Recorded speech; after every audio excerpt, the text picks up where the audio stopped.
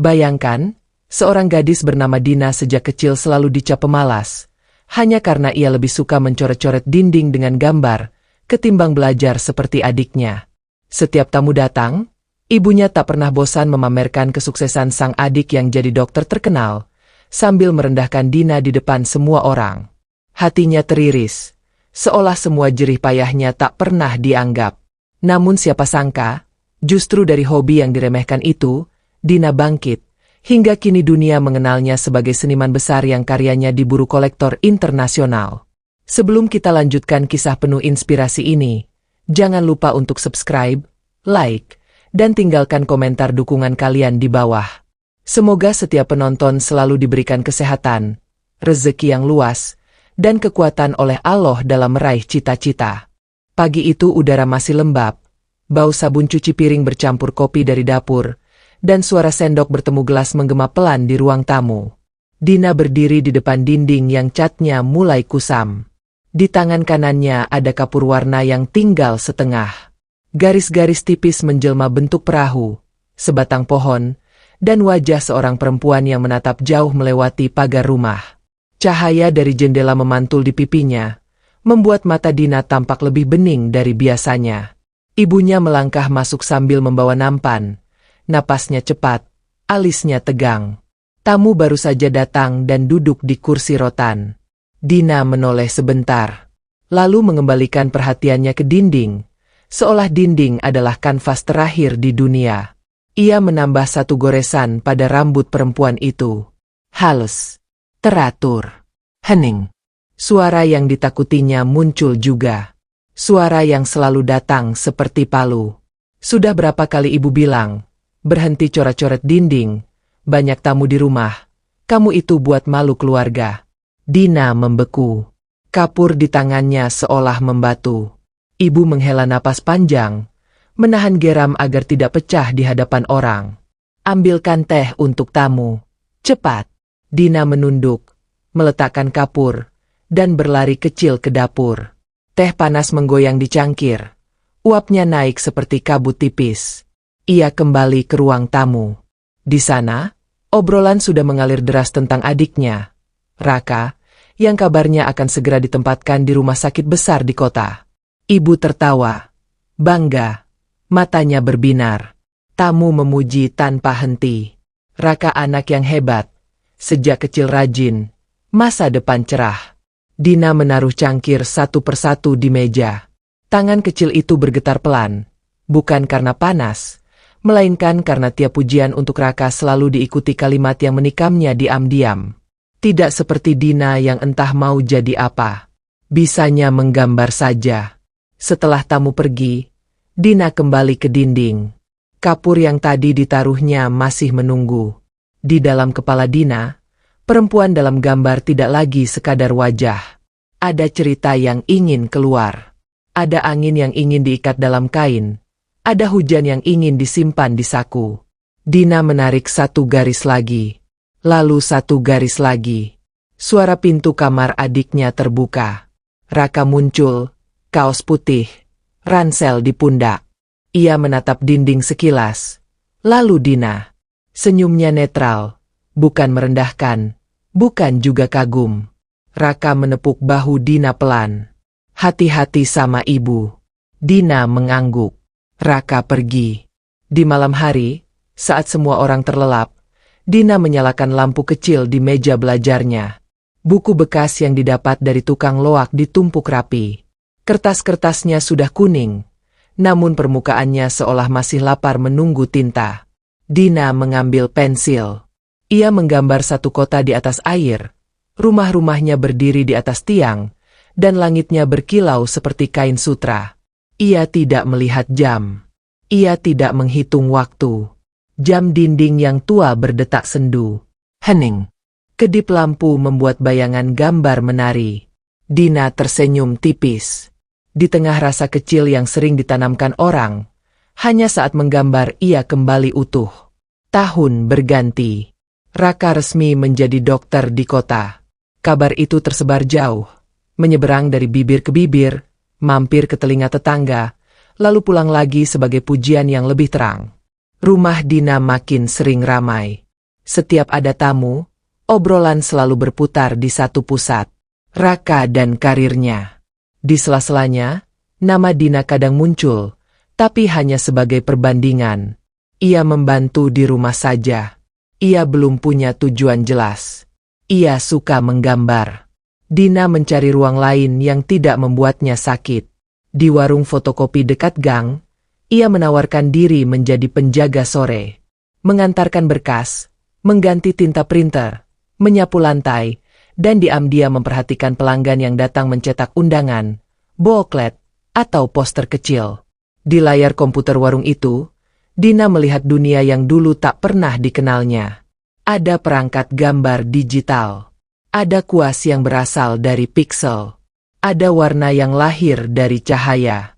Hatinya berguncang. Seperti menemukan jendela di dinding yang selama ini disangka buntu. Ia mulai belajar saat warung sepi. Pemilik warung, seorang lelaki parubaya yang baik hati, membiarkan Dina mengeksplorasi aplikasi edit gambar saat toko hendak tutup. Dina menonton tutorial dari video yang tersisa di komputer, mencatat langkah, mengulang berulang-ulang sampai tangannya mengenal ritme baru. Mata Dina pedih. Punggungnya pegal. Namun ada sukacita yang tumbuh seperti benih yang akhirnya mendapat hujan. Dari uang kecil yang terkumpul, Dina membeli pena digital bekas. Ia membungkusnya hati-hati dengan kain seperti membungkus permata. Di kamar, ia mencoba menggambar lagi. Kali ini permukaan kaca menyambutnya. Garisnya lebih lincah, warna lebih patuh. Bayangan lembah, rimbun pohon, hujan di atap seng, dan wajah perempuan yang dulu di dinding kini lebih hidup. Dina merasakan sesuatu yang tidak pernah diberikan dunia di luar. Kemerdekaan. Namun setiap pulang ke ruang keluarga, nada yang sama masih menunggu. Ibu duduk di kursi rotan, melihat tayangan televisi tentang penghargaan dokter muda. Ia bangga, terus bangga, dan di antara kebanggaan itu ada kekecewaan yang tidak lelah membayangi. Mengapa Dina tidak seperti adiknya? Mengapa Dina tidak mengejar hal yang jelas? Mengapa gambarnya tidak menjadi roti dan beras? Dina menyimak diam-diam. Rasa perihnya tidak lagi membuatnya menangis. Perih itu kini berubah fungsi, menjadi bahan bakar. Pada suatu senja, langit memerah dan angin membawa bau tanah basah. Dina mendapat pesan dari seorang pelanggan warung yang pernah melihatnya bekerja. Lelaki itu butuh ilustrasi untuk sampul buku. Ia memberi tawaran sederhana, tidak besar, namun cukup untuk membuat Dina merasa diakui. Dina mengangguk. Ia bekerja sepanjang malam, mengulang detail, memilih warna, menata cahaya. Saat file dikirim, dia memejamkan mata dan menarik napas panjang. Tidak ada tepuk tangan, tidak ada pujian, hanya bunyi terkirim yang pelan. Lelaki itu membalas dengan satu kalimat, "Bagus. Terima kasih." Hati Dina menghangat. Setelah itu, satu demi satu permintaan kecil datang. Poster acara sekolah, ilustrasi puisi, komik pendek. Dina tidak menolak. Ia bekerja rapi, tepat waktu, dan selalu menyelipkan doa pelan di akhir malam. Ia menyebut nama Allah, memohon agar tangannya dijaga dari kesombongan dan hatinya diperkuat saat disentuh cemooh. Di pagi hari, saat mengantarkan teh, ia kembali mendengar kalimat yang menyakitkan. Namun kini hatinya punya ruang lain untuk pulang. Suatu hari, ketika Raka pulang membawa kue dari rumah sakit, keluarga membuat makan malam kecil. Tetangga datang. Suasana riuh. Ibu bercerita tentang penelitian kesehatan, tentang penghargaan yang mungkin didapat Raka tahun ini. Dina duduk di sudut meja, mengiris bawang. Air matanya keluar bukan karena cerita yang menyakitkan, melainkan karena bawang. Ia tersenyum dalam hati. Di sakunya, ponsel bergetar. Sebuah notifikasi masuk dari platform karya digital yang baru seminggu lalu ia coba. Topik bulan ini tentang rumah. Karya Dina yang menggambarkan kota di atas air lolos kurasi awal. Karyanya akan dipajang di halaman depan platform selama 2 hari. Dina menatap layar cukup lama, lalu menatap tangannya yang berbau bawang. Di antara riuh pujian untuk Raka, Dina merasakan sebuah pintu mungil terbuka. Tidak ada yang menoleh padanya. Tidak perlu. Ia mendengar pintu itu. Ia tahu pintu itu nyata. Malamnya, Dina minta izin kerja lembur di warung. Pemilik warung mengangguk. Hujan turun deras. Lampu-lampu gang memantulkan warna kuning di genangan air. Dina duduk di depan layar, menyempurnakan karya yang akan dipajang. Ia mengangkat garis atap, menambah lampu kecil di beranda, menyisipkan siluet ibu yang duduk di kursi rotan. Lalu di tepi air, ia menggambar seorang gadis membawa kapur. Gadis itu menatap ke langit, bukan lagi ke dinding. Dina mematung sejenak, tenggorokannya kering. Ia tersenyum, lalu mulai menulis deskripsi singkat yang bercerita tanpa terlalu banyak kata. Lewat tengah malam, suara hujan mulai menipis. Dina menekan tombol kirim. File meluncur. Layar berubah. Karyanya resmi terpajang. Dina menutup mata beberapa detik. Ia mendengar detak jam dinding di warung. 1, 2, 3. Ia pulang dengan langkah ringan, melewati gang yang wangi tanah basah. Sampai rumah, ia tidak langsung tidur. Ia berdiri di depan dinding yang dulu ia gambar. Catnya kini baru, menutupi jejak-jejak masa kecil. Dina menyentuh permukaan itu pelan. Dingin. Pagi berikutnya, Dina terbangun oleh suara notifikasi yang tidak berhenti. Ia mengusap mata. Platform itu mengirim pesan. Karya Dina disorot di halaman utama dan menarik perhatian banyak pengguna. Komentar berdatangan. Beberapa menanyakan proses kerja. Beberapa bercerita tentang kampung di tepi air yang pernah mereka tinggali. Ada satu pesan yang membuat jari Dina beku di atas layar. Seorang kurator dari galeri digital internasional meninggalkan surel singkat. Ia ingin membicarakan kemungkinan kolaborasi. Kata-katanya halus dan padat. Ia menyebut karya Dina punya napas yang jujur. Ia ingin mengundang Dina dalam pameran virtual bertema rumah dan ingatan. Dina duduk di tepi ranjang. Kain spray bergesek di ujung jarinya. Detik terasa lebih lambat. Di luar kamar, suara ibu memanggilnya untuk membantu belanja. Dina berdiri. Ia menyelipkan ponsel ke saku. Bayangan pameran itu berputar di kepalanya. Namun ia tetap melangkah ke dapur. Wajan memanas. Minyak berbuih halus. Ia memotong bawang. Ia menyiapkan nasi. Aktivitas yang itu-itu juga. Namun pagi itu terasa berbeda. Dunia yang selama ini sempit mulai memunculkan teras kecil yang menghadap jauh. Siang harinya, setelah pekerjaan rumah selesai, Dina kembali ke warung. Ia membuka surel dengan hati-hati. Ia membaca syarat dan waktu. Ia tidak paham semua istilah. Namun ia paham satu hal. Kesempatan ini tidak datang dua kali.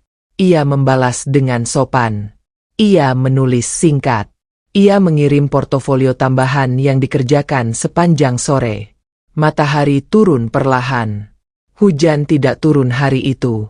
Langit bersih seperti kertas kosong. Sore menjelang malam, warung lebih ramai dari biasa.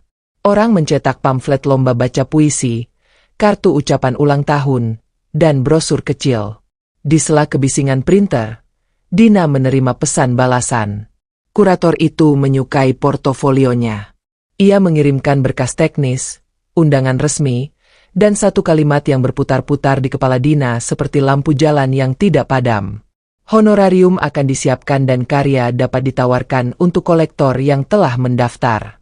Dina menatap layar lama sekali. Tangannya terasa ringan. Ada degup di dada yang tidak dapat ia jelaskan. Ia tidak bersorak. Ia tidak menjerit. Ia hanya menunduk, menyentuh meja yang dingin, dan menarik napas dalam. Di rumah nanti, mungkin dinding yang baru dicat itu akan menjadi saksi senyumnya malam ini. Ia merapikan meja. Ia menutup toko. Ia berjalan pulang dengan langkah yang tidak lagi ragu. Malam memeluk gang dengan lembut. Lampu-lampu memantul di aspal. Jauh di dalam hati, sesuatu yang lama ditahan akhirnya bergerak. Di depan pintu, Dina berhenti. Ia menoleh ke langit. Tidak ada bintang, tetapi malam terasa terang. Ia masuk perlahan agar tidak menimbulkan suara. Di ruang tengah, telinga Dina menangkap napas ibu yang teratur dari kursi rotan. Di kamar, ponselnya berkedip sekali lagi. Satu pesan singkat. Satu kalimat dari kurator yang menyusul berkas tadi. Ada kolektor yang sudah lama menanti karya bertema rumah. Ia tertarik pada karya kota di atas air. Ia meminta izin mengajukan penawaran pertama. Dina memejamkan mata. Dadanya hangat. Di kepalanya, wajah perempuan di dinding yang dulu ia gambar tersenyum samar. Dunia tidak berubah seketika. Tetapi pintunya telah terbuka lebih lebar daripada yang pernah ia bayangkan. Dan langkah pertama sudah terlanjur diayunkan, menuju jalan yang selama ini, diam-diam, selalu menunggu. Pagi itu, cahaya matahari masuk lewat celah tirai tipis kamar Dina. Debu-debu halus menari di udara, seolah ikut menyambut hari baru yang tak biasa. Dina baru saja selesai sholat subuh, duduk termenung di tepi ranjang, menatap layar ponselnya yang masih menyala. Pesan dari kurator itu belum berhenti terngiang-ngiang di telinganya. Ada kolektor besar yang tertarik dengan karyanya. Bukan sekadar suka, tapi benar-benar ingin membeli. Tangannya gemetar saat membuka kembali surel yang semalam dikirim. Angka yang tertera sebagai penawaran awal membuat matanya berkaca-kaca. Jumlah itu jauh lebih besar dari uang yang pernah ia kumpulkan selama menjaga warung fotokopi. Bahkan lebih besar dari semua tabungan ibu sekalipun. Dina menutup mulutnya. Takut suara teriakannya membangunkan orang serumah. Air matanya jatuh. Bukan karena sedih, tapi karena doa yang ia bisikan setiap malam perlahan mulai dijawab. Namun langkah kakinya kembali berat ketika suara ibunya memanggil dari ruang tengah. Dina, tolong buang sampah, jangan cuma duduk melamun. Suara itu datar, keras, dan tak memberi ruang untuk membantah. Dina bangkit, menyeka air mata, lalu keluar membawa kantong plastik penuh sisa makanan. Bau tajam menusuk hidung, kontras dengan kabar bahagia yang baru saja diterimanya. Di ruang tamu, ibunya sudah duduk rapi dengan kebaya sederhana, siap menyambut tamu lagi. Hari itu, seorang kerabat jauh datang berkunjung. Seperti biasa, pembicaraan mengalir ke arah yang sama. Tentang Raka, sang adik, yang baru saja masuk media cetak karena berhasil menolong pasien dengan operasi rumit. Ibu berbinar-binar, seakan seluruh dunia berhenti hanya untuk mendengar cerita tentang putranya yang sukses. Kalau Dina? Tanya kerabat itu sambil meliriknya sekilas. Ibu mendesah, menurunkan nada suaranya. Dina masih begitu-begitu saja. Hanya sibuk dengan gambar-gambar yang tak jelas ujungnya. Entah sampai kapan dia mau sadar. Kerabat itu tersenyum kaku, lalu beralih lagi memuji Raka. Dina berdiri di pojok ruangan, wajahnya pucat, menunduk dalam. Hatanya seperti ditusuk, tapi kali ini bukan dengan rasa sakit semata. Ada bara kecil yang menyala di dalam dirinya. Bara yang membuatnya berjanji, suatu hari ia akan membuat mereka semua menoleh tanpa diminta. Siang menjelang sore, Dina kembali ke warung fotokopi. Suara printer berdengung, bau tinta memenuhi udara. Ia duduk di depan layar, membuka berkas-berkas baru yang harus segera diselesaikan untuk kurator. Setiap goresan digitalnya kini penuh makna, penuh keyakinan bahwa inilah jalan yang ditentukan Allah untuknya. Di sela pekerjaannya, pesan lain masuk. Kali ini dari kolektor yang dimaksud. Bahasa Inggris singkat, formal, namun jelas. Mereka ingin membeli karya Dina untuk dipajang dalam galeri pribadi di luar negeri. Lutut Dina melemas. Ia menutup mulut. Matanya berbinar penuh air. Pemilik warung yang melihatnya hanya tertawa kecil. Ada apa, Din? Dapat kabar baik? Ya. Dina mengangguk tanpa kata. Hanya Allah yang tahu betapa hatinya ingin berteriak bahagia. Malam itu, ia mengunci kamar, menyalakan lampu meja, lalu menatap layar laptopnya lama sekali. Ia harus mengirim konfirmasi. Jemarinya gemetar, tetapi akhirnya ia mengetik, "I agree. Thank you for the opportunity." Setelah menekan tombol kirim, ia memejamkan mata. Dunia terasa berguncang pelan, seperti kapal yang baru saja melepas tali dari dermaga. Ia sedang berlayar ke arah yang tak pernah ia bayangkan. Namun kabar bahagia itu belum bisa ia bagi kepada siapapun di rumah. Ia tahu, jika ia bercerita, ibunya hanya akan menganggapnya mimpi kosong. Bahkan mungkin menertawakannya. Maka Dina memilih diam, menyimpan rahasia itu rapat-rapat di dadanya. Beberapa hari kemudian, kabar dari kurator kembali datang.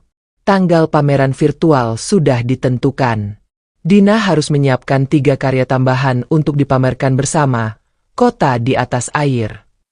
Waktu yang diberikan hanya 2 minggu. 2 minggu yang akan menentukan nasibnya. Sejak hari itu, Dina hampir tak tidur. Siang ia membantu di rumah. Malam ia menggambar tanpa henti.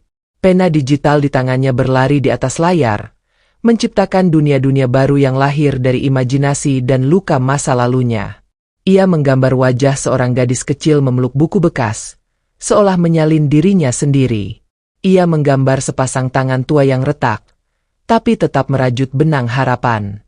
Dan ia menggambar sebuah pintu yang terbuka, dengan cahaya terang menyambut siapa saja yang berani melangkah.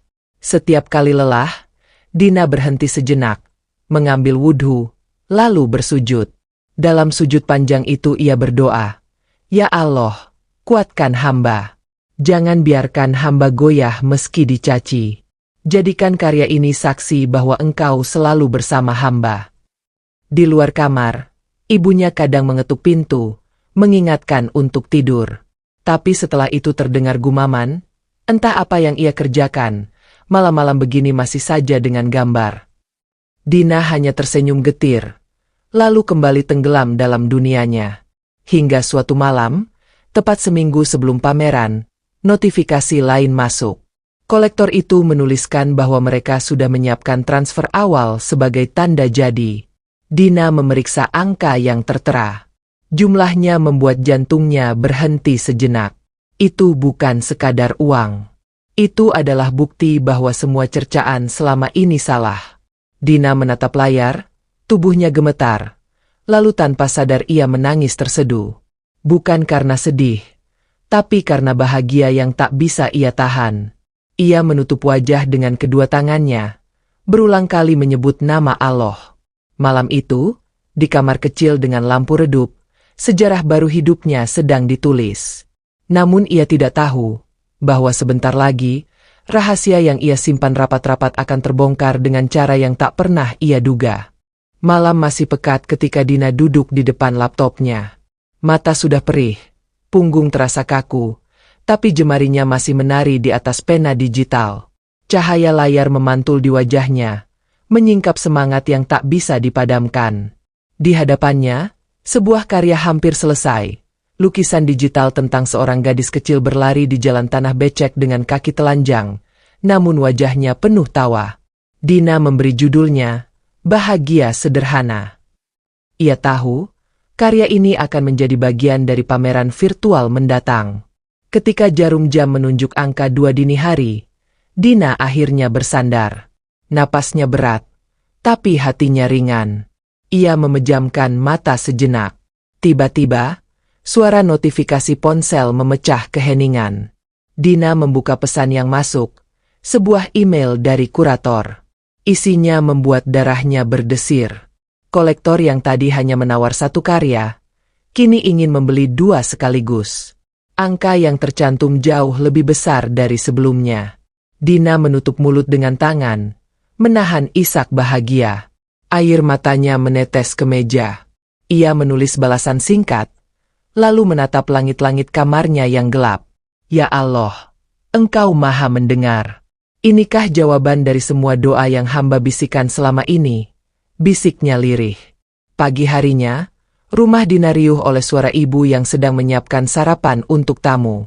Seorang tetangga datang membawa kabar baru tentang Raka. Wah, Anak ibu hebat sekali. Ya, masuk koran lagi, dapat penghargaan, ucap tetangga dengan antusias. Ibu tersenyum bangga. Wajahnya berseri-seri. Dina ikut duduk di meja. Diam, menunduk sambil menyuap nasi. Tidak ada yang menanyakan kabarnya. Tidak ada yang tahu bahwa semalam dunia memberi ruang untuk namanya. Setelah tetangga pulang, Dina kembali ke kamarnya. Ia ingin memeriksa akun bank, memastikan kabar itu nyata. Tapi sebelum sempat membuka laptop, pintu kamarnya diketuk keras. "Dina, sini sebentar." Suara ibu terdengar tegas. Jantung Dina berdegup cepat. Ia keluar, melihat ibunya berdiri sambil memegang kertas yang baru saja diambil dari kotak surat depan rumah. "Kamu main apa ini?" "Surat dari luar negeri." Pakai bahasa yang ibu tak mengerti. "Tapi jelas-jelas tertulis namamu." Mata ibu menyipit penuh curiga. Dina tercekat. Ia tak menyangka surat dari kurator akan sampai secepat ini. "Itu, Bu, itu undangan pameran online," jawab Dina pelan. "Pameran apa? Gambar-gambar tak berguna itu? Sampai harus pakai surat resmi segala?" Nada suara ibu meninggi. Raka yang baru pulang dari rumah sakit ikut keluar dari kamarnya. Ia mengambil surat dari tangan ibu, membacanya cepat. Alisnya terangkat. "Bu, ini benar.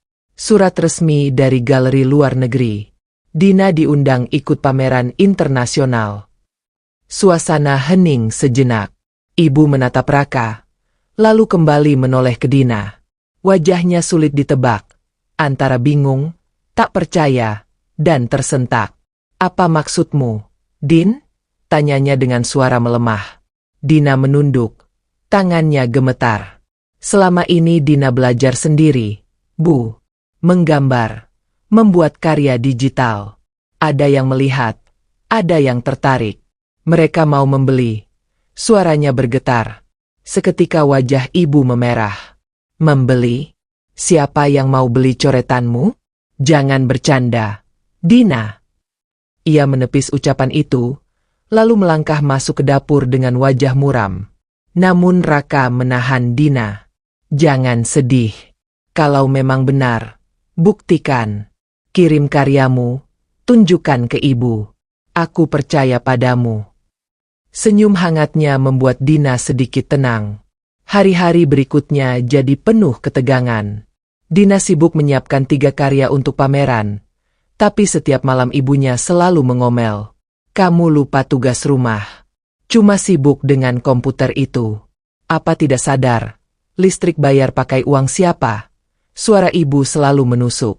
Dina hanya bisa menghela napas, lalu kembali menggambar di kamar. Sampai akhirnya hari pameran tiba. Malam itu, Dina duduk di depan laptop, membuka link yang dikirim kurator. Sebuah ruang galeri virtual terbuka. Lukisan-lukisan dari berbagai seniman dunia terpajang di layar. Dan di salah satu sudut, terpampang jelas karya Dina, "Kota di atas air, bahagia sederhana, dan pintu cahaya." Matanya berkaca-kaca melihat karyanya berdiri sejajar dengan para seniman besar. Namun kejutan belum berhenti. Notifikasi email masuk bertubi-tubi. Kolektor dari Eropa, Asia, bahkan Timur Tengah menawar karyanya. Harganya naik berlipat-lipat. Dina terdiam, tubuhnya bergetar hebat. Tanpa sadar, suara notifikasi laptop terdengar keras hingga membuat ibunya masuk ke kamar. "Kamu masih begadang? Apa yang kamu lakukan, Dina?" Ibu berdiri tepat di belakangnya, menatap layar. Dan saat matanya menangkap angka-angka tawaran yang tertera, tubuhnya membeku. Mulutnya terbuka, tapi tak ada kata keluar. Tangannya gemetar memegang pintu. "Bu," suara Dina lirih. "Ini yang selama ini Dina kerjakan." Air mata ibu jatuh begitu saja. Ia menatap Dina lama sekali, lalu perlahan duduk di kursi dekat ranjang. Wajah yang biasanya keras kini luluh, tak berdaya. "Astagfirullah, jadi selama ini ibu salah menilaimu, Din." Suaranya pecah. Dina menunduk, air matanya ikut jatuh. Raka yang mendengar keributan masuk ke kamar. Ia menepuk bahu ibunya. Lihat, Bu. Anak yang ibu anggap pemalas, ternyata bisa berdiri di panggung dunia. Ibu terisak, menutup wajah dengan kedua tangannya. Dina ingin mendekat, tapi langkahnya ragu. Di dadanya, perasaan bercampur.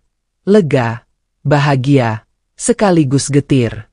Semua luka yang ditorehkan kata-kata ibunya selama ini perlahan menemukan jawabannya malam itu. Namun ia tahu, perjalanan ini baru saja dimulai. Tawaran pertama baru diterima. Dunia baru saja membuka pintunya. Dan di balik pintu itu, masih ada rintangan yang harus ia hadapi. Pagi itu, suasana rumah berbeda dari biasanya. Matahari baru naik, sinarnya menembus kaca jendela. Namun keheningan yang biasanya diselingi teguran ibu kini berganti dengan tatapan kagum yang canggung. Dina duduk di meja makan dengan secangkir teh hangat, sementara ibunya sibuk menatap piring tanpa banyak bicara. Sesekali ibu melirik Dina, lalu cepat-cepat mengalihkan pandangan. Raka duduk di seberang, senyum tipisnya masih sama, tulus, penuh dukungan. Sejak malam pameran itu, sikap ibu perlahan melunak. Ia tak lagi membentak Dina saat melihatnya menggambar. Bahkan, semalam ibu sempat membawakan sepiring kue ke kamar, meski tanpa kata-kata manis. Dina hanya bisa menatap piring itu lama, sebelum akhirnya memakannya dengan mata berkaca-kaca.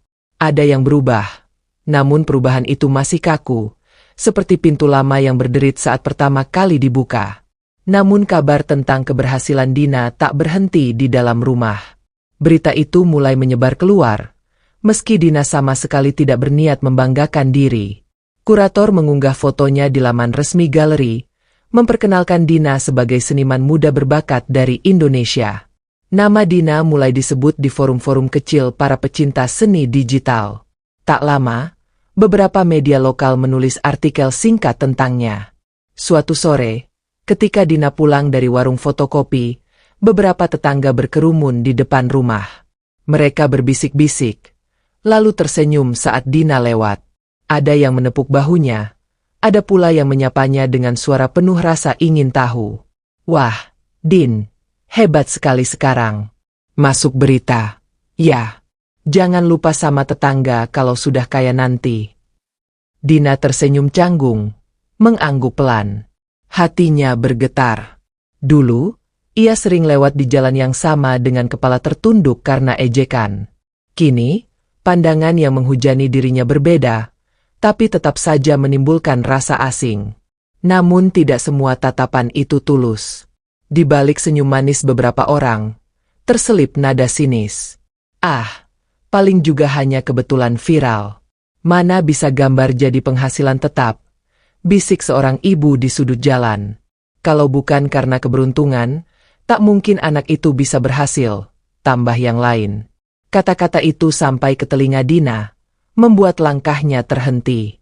Ia menunduk, menarik napas panjang. Luka lama kembali mengetuk, tapi kali ini Dina mencoba menutup pintu hatinya rapat-rapat. Malamnya, Raka masuk ke kamar Dina. Ia duduk di kursi dekat jendela, menatap adiknya yang sedang sibuk menata file digital. Din, katanya pelan, jangan terlalu dipikirkan omongan orang. Mereka hanya iri. Teruslah fokus pada karyamu. Aku percaya, ini baru permulaan. Dina tersenyum tipis. Terima kasih, Kak. Kalau bukan karena doa dan dukunganmu, mungkin Dina sudah menyerah sejak dulu. Hari-hari berikutnya, tawaran demi tawaran terus berdatangan. Kolektor dari negara lain menghubunginya melalui kurator, meminta karya dengan tema tertentu. Salah satunya menginginkan lukisan digital bertema ketabahan seorang perempuan. Dina langsung teringat wajah ibunya, keras, namun tetap bertahan membesarkan anak-anaknya sendirian setelah ayah meninggal. Malam itu, ia menggambar tangan seorang perempuan yang retak-retak, seolah batu, namun tetap memeluk bayi mungil dengan penuh kasih. Ketika karya itu selesai, Dina menatapnya lama. Ada air mata yang jatuh tanpa ia sadari. Karya itu kemudian dikirim, dan tak lama mendapat apresiasi luar biasa. Harga yang ditawarkan membuatnya kembali tertegun. Dunia benar-benar telah membuka tangannya. Namun semakin tinggi namanya disebut, semakin besar pula bayangan iri yang mengintai. Suatu sore, Dina mendapati ibu berbicara dengan seorang kerabat jauh di teras rumah. Suaranya keras, penuh rasa tidak percaya. Ah, masa ia gambar bisa sampai segitu harganya? Jangan-jangan ada orang yang menipu Dina. Hati-hati, Bu, jangan sampai uang haram, ucap kerabat itu dengan nada meremehkan. Ibu terdiam, hanya bisa menatap Dina yang baru saja muncul di pintu. Mata ibu penuh keraguan bercampur khawatir. Dina menunduk, lalu berjalan masuk tanpa sepatah kata. Di kamarnya, ia duduk memeluk lutut. Sakit, tapi bukan rasa sakit yang sama seperti dulu. Kini sakit itu bercampur dengan tekad. Ia tahu, satu-satunya jawaban hanyalah bukti nyata. Beberapa hari kemudian, bukti itu datang dengan sendirinya. Sebuah paket besar tiba di rumah, dikirim langsung dari galeri luar negeri. Isinya sertifikat penghargaan untuk Dina, lengkap dengan tanda tangan kurator. Ada juga katalog pameran dengan karyanya terpampang di halaman depan. Ibu membuka paket itu dengan tangan bergetar. Air matanya kembali jatuh. Kali ini tanpa bisa ia tahan. Ya Allah, anakku, ibu benar-benar salah selama ini, bisiknya lirih sambil memeluk sertifikat itu. Dina berdiri di samping, terdiam, lalu pelan-pelan mendekat. Untuk pertama kalinya, ibunya meraih tangan Dina dan menggenggamnya erat. Genggaman itu hangat, meski penuh penyesalan. Sejak hari itu, sikap ibu berubah drastis. Ia mulai menceritakan tentang Dina kepada tamu, meski suaranya masih kaku. Jika dulu selalu membanggakan Raka sambil merendahkan Dina, kini ia menyebut kedua anaknya dengan bangga yang sama. Dina hanya bisa tersenyum kecil, meski hatinya masih menyimpan bekas luka. Namun perubahan ini juga memicu reaksi lain. Beberapa tetangga yang dulu meremehkan Dina kini berusaha mendekat, pura-pura ramah. Ada yang meminta Dina mengajari anak mereka menggambar, ada pula yang terang-terangan meminjam uang dengan alasan mendesak. Dina bingung, tak ingin sombong, tapi juga tak ingin dimanfaatkan. Ia memilih banyak diam, menyerahkan keputusan pada Allah. Malam-malam Dina kembali dipenuhi doa. Di sajadah kecilnya, ia bersujud lama, berbisik, "Ya Allah, jangan biarkan hamba lupa diri. Jadikan keberhasilan ini jalan untuk membahagiakan ibu, bukan sebaliknya." Namun, bayangan iri itu bukan hanya datang dari luar rumah. Secara diam-diam, ada orang lain yang mulai merasa terganggu dengan kilau nama Dina. Seseorang yang dulunya memandangnya rendah, kini merasa posisinya tersaingi. Ia menunggu waktu, mencari celah untuk menjatuhkan Dina kembali ke tanah. Dan malam itu, ketika Dina tengah sibuk menyelesaikan pesanan baru, sebuah pesan anonim masuk ke emailnya. Isinya singkat, namun cukup membuat darahnya berdesir. "Keberhasilanmu hanya sementara. Semua akan tahu siapa dirimu yang sebenarnya." Dina menatap layar dengan wajah pucat. Jantungnya berdegup tak karuan. Ada rasa takut yang tiba-tiba menyelinap, tapi juga ada keberanian yang tumbuh. Ia tahu, perjalanan ini tidak akan mudah. Dunia sudah membuka pintunya, tapi di balik pintu itu ada badai yang menunggu. Malam itu kamar Dina diterangi hanya oleh lampu meja kecil. Di layar laptopnya, goresan digital membentuk pemandangan sawah dengan langit jingga, terinspirasi dari senja yang ia lihat sore tadi. Namun fokusnya terganggu oleh satu pesan misterius yang terus menghantui pikirannya. "Keberhasilanmu hanya sementara. Semua akan tahu siapa dirimu yang sebenarnya." Pesan itu dikirim tanpa nama, tanpa alamat jelas. Dina menatapnya berulang kali. Hatinya bergetar, antara takut dan bingung. Ia bertanya-tanya, siapa yang tega mengirimkan kata-kata penuh ancaman seperti itu? Tangannya ingin langsung membalas, tapi akalnya menahan. Ia memilih diam, menutup laptop, lalu mengambil air wudhu. Dalam sujudnya, ia memohon, "Ya Allah, lindungi hamba dari fitnah dan niat jahat manusia. Jangan biarkan hati ini goyah. Pagi berikutnya, suasana rumah tampak biasa. Ibu menyiapkan sarapan, Raka bersiap berangkat ke rumah sakit. Dina duduk di meja makan dengan wajah pucat. Ibu menatapnya sebentar, lalu bertanya pelan, "Kamu kurang tidur, Din?" Dina hanya mengangguk singkat. Ia tak ingin membuat ibunya khawatir dengan menceritakan pesan ancaman itu. Namun ternyata badai benar-benar mulai datang. 2 hari kemudian, sebuah artikel muncul di media lokal. Judulnya membuat dada Dina seperti diremas. Seniman muda ini dicurigai menjiplak karya asing. Foto Dina terpampang jelas di artikel itu. Isinya menuduh bahwa salah satu karyanya, Kota di Atas Air, mirip dengan lukisan lama dari pelukis luar negeri. Penulis artikel itu menebar keraguan, seolah keberhasilan Dina hanyalah hasil plagiat. Kabar itu menyebar cepat. Grup WhatsApp tetangga ramai membicarakannya. Ada yang membela, tapi lebih banyak yang mencibir. "Ah, pantesan tiba-tiba terkenal. Ternyata cuma nyontek. Baru juga dipuji, sudah ketahuan aslinya." Ibu membaca artikel itu di ponselnya. Wajahnya pucat, tangannya bergetar. Ia memanggil Dina dengan suara keras. "Dina, apa maksudnya ini?" Dina bergegas keluar dari kamar, melihat ibunya menunjukkan layar ponsel. Wajah ibu penuh emosi bercampur bingung. "Benarkah yang mereka bilang? Kamu menipu semua orang." Air mata Dina langsung mengalir. "Tidak, Bu. Demi Allah, tidak. Karya itu benar-benar dari tangan Dina sendiri. Tidak ada yang Dina tiru." Suaranya parau, tubuhnya gemetar. Raka yang mendengar ribut-ribut segera keluar. Ia merebut ponsel dari tangan ibu, membaca artikel itu dengan dahi berkerut. "Bu, jangan langsung percaya berita. Banyak media hanya cari sensasi.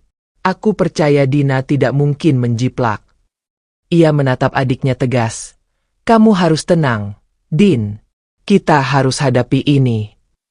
Namun kata-kata Raka tak cukup meredam luka di hati Dina. Malam itu ia terkunci di kamar, menangis dalam diam. Semua keberanian yang ia kumpulkan seakan runtuh oleh fitnah kejam itu. Ia merasa terpojok, sendirian di tengah dunia yang tiba-tiba berubah. Keesokan harinya, kurator menghubunginya lewat email. Pesannya tegas namun hangat. "Kami mendapat laporan tentang tuduhan itu. Jangan khawatir. Kami akan menyelidiki. Kami tahu karyamu orisinal, karena prosesmu jelas dan rekamannya ada. Tetaplah tenang." Dina membaca email itu berulang kali. Ada sedikit kelegaan, tapi bayangan fitnah itu tetap menempel di kepalanya. Ia teringat pesan misterius beberapa hari lalu. Mungkinkah orang yang mengirim ancaman itu adalah dalang di balik artikel fitnah? Hari-hari berikutnya, ujian semakin berat. Saat Dina lewat di gang kecil menuju warung fotokopi, beberapa remaja berbisik sambil tertawa. Itu dia seniman gadungan. Ada pula yang sengaja menunjuk-nunjuk sambil pura-pura mengagumi lukisan di tembok, lalu tertawa keras.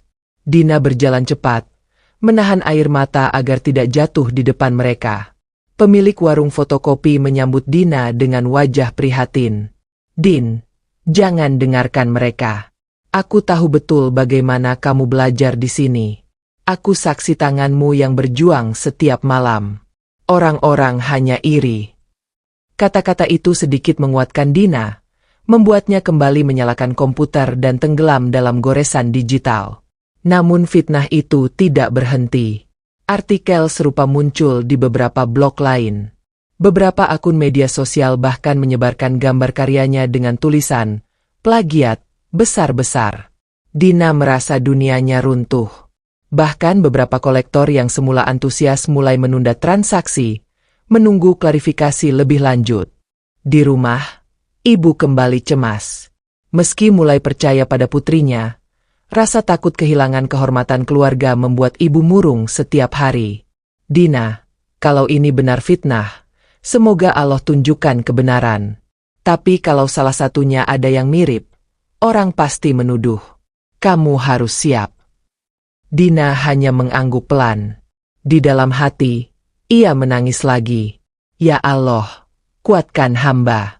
Jangan biarkan fitnah ini menghancurkan langkah yang baru saja hamba tapaki. Raka menjadi satu-satunya penopang terkuat. Ia menemani Dina setiap malam, membantu mempersiapkan bukti proses karya. Mereka mengumpulkan file mentah, rekaman layar saat Dina menggambar, bahkan catatan kecil yang ia tulis di buku bekas sejak awal. Semua itu kemudian dikirim ke kurator sebagai bukti otentik. Beberapa hari kemudian, kabar gembira datang. Kurator mengumumkan secara resmi di situs galeri bahwa tuduhan itu tidak berdasar. Mereka memajang rekaman proses Dina menggambar sebagai bukti. Karya Dina adalah orisinal, hasil imajinasi dan kerja kerasnya sendiri. Artikel itu menyebar, tapi sayangnya fitnah sudah lebih dulu mengakar. Banyak yang percaya, tapi ada pula yang tetap mencibir. Pasti dibela karena ada kepentingan. Siapa tahu rekamannya dibuat belakangan. Dina merasa lelah. Meski kebenaran sudah dipaparkan, bayangan buruk itu tetap menghantui. Ia duduk di kamar, menatap dinding kosong. Air matanya kembali jatuh. Namun di saat itulah, ponselnya berbunyi. Sebuah pesan dari kolektor besar masuk. Kami sudah melihat klarifikasi dari galeri. Kami percaya padamu. Justru karena fitnah ini, kami semakin yakin karyamu kuat dan penuh jiwa. Tawaran kami tetap berlaku. Bahkan kami ingin membeli satu karya tambahan sebagai bentuk dukungan. Dina terisak. Ia menutup wajah dengan kedua tangan. Tubuhnya bergetar. Ya Allah, Engkau Maha Adil. Terima kasih telah menolong hamba. Malam itu, Dina kembali menyalakan laptop. Dengan tangan yang masih bergetar, ia mulai menggambar karya baru. Kali ini, ia melukis sosok seorang perempuan berdiri di tengah badai. Rambutnya terurai, matanya menatap langit dengan penuh keyakinan. Judulnya ia beri nama, Tak Tergoyahkan. Namun ia belum tahu, fitnah ini hanyalah permulaan. Ada pihak-pihak yang lebih besar, yang merasa terusik oleh keberhasilannya, dan mereka tidak akan berhenti begitu saja. Nama Dina semakin dikenal, bukan hanya di media lokal, tapi juga di forum internasional. Setiap pameran digital yang ia ikuti selalu menarik perhatian. Namun di balik sorotan itu, ada sosok lain yang diam-diam merasa tersaingi.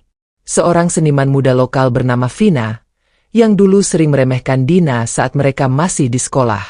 Vina merasa panas melihat Dina mendadak populer. Ia mulai menyerang Dina di media sosial, menulis status sinis. Seniman sejati tidak butuh sensasi. Karya itu soal jiwa, bukan sekadar viral. Kalimat itu diiringi dengan unggahan karyanya sendiri, seolah menantang Dina secara terbuka. Komentar netizen terbagi dua. Ada yang mendukung Dina, ada pula yang memihak Vina. Betul, karyanya Dina terlalu sederhana untuk harga setinggi itu. Lebih berbakat Vina, tapi kurang beruntung saja. Dina membaca komentar itu dengan hati perih. Namun Raka menenangkannya. Biarkan orang bicara. Jangan balas dengan kata, balas dengan karya. Suatu ketika, keduanya diundang dalam pameran seni lokal. Untuk pertama kalinya, Dina dan Vina tampil dalam satu panggung. Vina tersenyum sinis saat menyalami Dina. Kita lihat siapa yang benar-benar seniman, bisiknya tajam. Dina menunduk, memilih diam. Ia tahu, hanya Allah yang akan menilai ketulusan niatnya. Malam pameran itu, karya Dina berjudul, Tak Tergoyahkan, terpampang besar. Banyak pengunjung terpaku, bahkan beberapa meneteskan air mata. Di sisi lain, karya Vina penuh teknik rumit, namun dingin tanpa jiwa. Di akhir acara, suara tepuk tangan riuh ketika pengunjung memilih karya favorit. Nama Dina kembali disebut. Vina tersenyum kaku, namun di balik senyum itu hatinya berkobar dengan iri yang makin membara. Chapter 7. Badai dalam keluarga. Sementara itu, di rumah, perubahan ibu masih terasa janggal. Meski kini sering memuji Dina di depan orang, di dalam hati ia masih bergulat dengan rasa bersalah dan gengsi. Suatu malam, ibu menangis diam-diam di kamar, merasa berdosa karena selama ini terlalu sering merendahkan Dina. Namun di sisi lain, keberhasilan Dina juga membawa masalah baru. Beberapa kerabat jauh mulai datang, berpura-pura dekat. Ada yang meminta bantuan uang, ada yang memaksa Dina mengajarkan seni kepada anak mereka. Dina yang polos sempat kebingungan. Ia tak ingin dianggap sombong, tapi juga tak ingin dimanfaatkan. Raka akhirnya menegur ibu. Bu, kita harus jaga Dina. Jangan biarkan orang memanfaatkannya. Dia sudah cukup menderita dulu. Jangan biarkan dia terluka lagi. Ibu terdiam, lalu mengangguk dengan mata berkaca-kaca. Untuk pertama kalinya, ia benar-benar sadar bahwa anak yang dulu dianggap tak berguna kini justru menopang martabat keluarga. Chapter 8. Pengakuan dunia. Beberapa bulan berlalu. Dina mendapat undangan pameran besar di Eropa. Ia hampir tak percaya ketika kurator internasional menghubunginya langsung. Semua biaya ditanggung, termasuk perjalanan. Dina menatap surat undangan itu sambil menangis haru. Ibu yang dulu selalu meremehkannya kini justru yang paling sibuk menyiapkan keberangkatannya. Jaga kesehatanmu, Din. Jangan lupa bawa jaket tebal, di sana dingin, katanya lembut, berbeda sekali dengan dulu. Ketika berita keberangkatan Dina muncul di televisi lokal, seluruh tetangga tercengang. Mereka yang dulu mencibir kini mendadak mengaku bangga mengenalnya. Dina hanya tersenyum, tak lagi menyimpan dendam. Di Eropa, karyanya dipajang sejajar dengan seniman dunia. Saat pembukaan, ratusan orang hadir. Ada yang menatap karyanya lama, ada yang membeli dengan harga yang bahkan tak pernah ia bayangkan. Di atas panggung, Dina berdiri dengan mata berkaca-kaca. Semua ini karena rahmat Allah. Tanpanya, saya bukan siapa-siapa, katanya dalam bahasa sederhana. Suara tepuk tangan menggema, memenuhi ruangan. Kabar keberhasilan Dina membuat keluarganya kembali jadi sorotan. Tetangga yang dulu sering membandingkan Dina dengan Raka kini terdiam malu. Beberapa kerabat yang pernah meremehkannya datang meminta maaf. Suatu malam, ibu memanggil Dina ke ruang tamu. Ia duduk sambil menatap wajah anaknya lama sekali. Air mata jatuh membasahi pipinya. Maafkan ibu, Din. Ibu terlalu sering melukai hatimu. Ibu bangga padamu, tapi terlambat menyadarinya. Dina menunduk, lalu meraih tangan ibunya. Dina sudah lama memaafkan. Bu, kalau bukan karena doa ibu, mungkin Dina tidak sekuat ini. Mereka berpelukan, dan untuk pertama kalinya dalam hidup, ibu menangis di pelukan anak yang dulu dianggap pemalas. Raka ikut tersenyum, hatinya lega melihat luka lama mulai sembuh. Tahun demi tahun berlalu. Dina semakin matang sebagai seniman. Karyanya terpajang di berbagai galeri dunia, dan ia sering diminta menjadi pembicara tentang seni digital. Namun ia tak pernah melupakan akar hidupnya. Dari setiap pendapatan besar yang ia terima, Dina selalu menyisihkan untuk ibunya, untuk membantu tetangga, dan untuk anak-anak kecil yang punya mimpi serupa dengannya. Ia bahkan mendirikan sebuah rumah seni di kampungnya, tempat anak-anak bisa belajar menggambar tanpa harus takut dimarahi atau diremehkan. Suatu sore, ketika ia berdiri di halaman rumah seni itu, ratusan anak kecil berkumpul dengan wajah ceria. Mereka memegang pensil warna, melukis dengan bebas di kertas putih. Dina tersenyum, air matanya jatuh lagi, air mata syukur. Ibu duduk di kursi rotan, memandanginya dengan bangga. Kamu benar, Din. Apa yang dulu ibu anggap mainan, ternyata jalan hidupmu. Jalan yang Allah pilihkan. Dina menatap langit sore yang berwarna jingga. Angin berhembus pelan, membawa harum tanah basah. Di hatinya ia berbisik, "Ya Allah, terima kasih. Engkau telah membalik hinaan menjadi kemuliaan. Engkau jadikan luka sebagai cahaya." Dan sejak hari itu, nama Dina tak hanya dikenal sebagai seniman dunia, tapi juga sebagai simbol harapan bagi siapa saja yang pernah diremehkan. Bahwa di balik setiap goresan kecil, tersimpan jalan menuju takdir besar yang telah digariskan oleh Allah.